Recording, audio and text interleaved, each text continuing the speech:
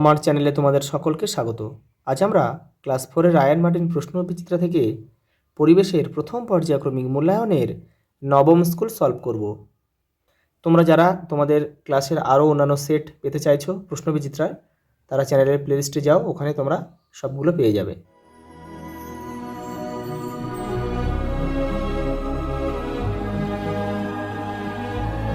দেখো, প্রথম প্রশ্ন, একটি জলজ উদ্ভিদ হলো কচুরিপানা। শিরদাঁড়া আছে এমন একটি প্রাণী হচ্ছে সাপ। বাতাসে কোন গ্যাস সবচেয়ে বেশি থাকে? সবচেয়ে বেশি থাকে হচ্ছে নাইট্রোজেন, 78%। বৈশাখ জ্যৈষ্ঠ এই মাস গ্রীষ্ম ঋতু। মুগা রেশম মথ পাওয়া যায় আসাম রাজ্যে।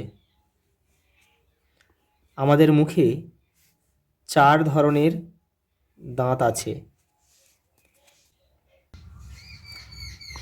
প্রশ্বাস আর নিঃশ্বাসকে একসাথে বলে শ্বাস ক্রিয়া। খাবার থেকে শক্তি বের করতে সাহায্য করে অক্সিজেন গ্যাস।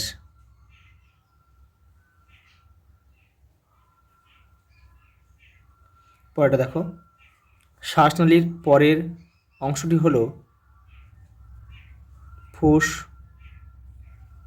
ফুসফুস। উঁচু পাহাড়ের চূড়ায় অক্সিজেন গ্যাস কম থাকায় শ্বাস নিতেও কষ্ট হয়।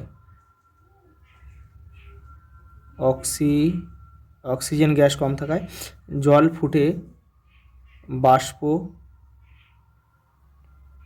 বাষ্প হয়। গায়ের রং পরিবর্তন করতে পারে এমন একটি প্রাণী হলো গিরগিটি।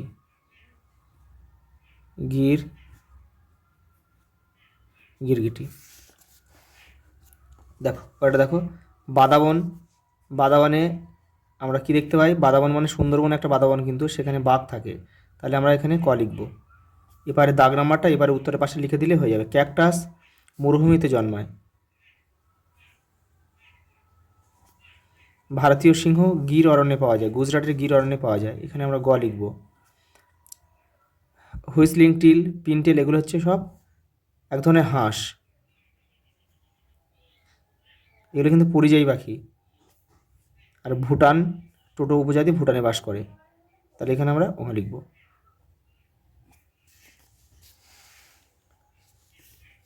পরেরটা দেখো, গাছের খাবার তৈরির উপাদান কি কি? দেখো, সূর্যালোক, জল, CO2 কার্বন ডাইঅক্সাইড আর ক্লোরোফিল।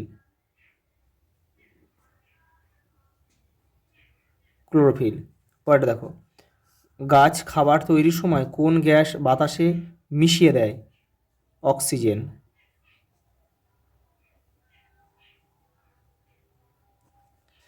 বাটখারা দিয়ে কি মাপা হয়? বস্তুর ভর মাপা হয়, ভার নয় কিন্তু, বস্তুর ভর মানে কতটা জড় পদার্থ আছে সেটা মাপা হয়। দেখো পরেরটা কি দিয়েছে, দেখো, একটি জড় একটি গ্যাসীয় পদার্থের নাম লেখো। একটি জড় পদার্থ ইট লেখো,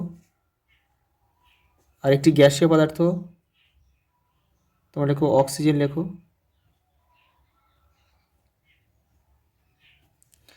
বসন্তের একটি ফুল ও একটি উৎসবের নাম লেখো। বসন্তের একটি ফুল হচ্ছে পলাশ, আর এই উৎসব হচ্ছে হোলি। আজ এই পর্যন্ত, দেখা হবে পরের ভিডিওতে।